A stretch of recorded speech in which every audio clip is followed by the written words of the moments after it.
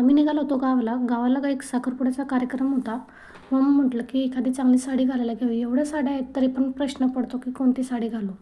मग त्यानंतर ना मला साडी भेटली. मग ती घेतली आणि म्हटलं आता पटकन बॅग भरून घ्यावी. कारण मला बाकीची पण कामं आवरायची होती. विराची मध्ये माझी लुडबुड चालली होती. थोडी भांडी पडली होती ती घासून घेतली. कुठं पण जायचं म्हटलं तर पहिलं घर आवरावं लागतं.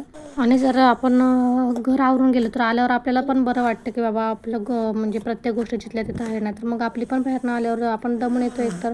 मग आपली पण चिडचिड होती पसारा बघून. त्यामुळे कुठे पण जायचं म्हटलं तर मी घर आवरूनच जाते. मग लगेच मी आवरून घेतले. तोपर्यंत मिस्टर आलेच. मग लगेच बॅगा उचलल्या आणि आम्ही निघालो. ओवी आणि विरा तर खूप खुश होते आम्ही गावाला चाललो म्हणून.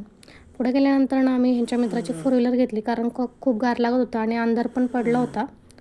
मग घरी जाईपर्यंत आम्हाला 8 वाजले होते. 5:30ला आम्ही घरातून निघालो होतो. पुण्यापेक्षा गावाला खूप डेंजर थंडी आहे. त्यामुळे आम्ही जाताना स्वेटर वगैरे घेऊनच गेलेलो होतो. कारण का लहान पोरी होत्या. लगेच लहान पोरांना सर्दी वगैरे होते.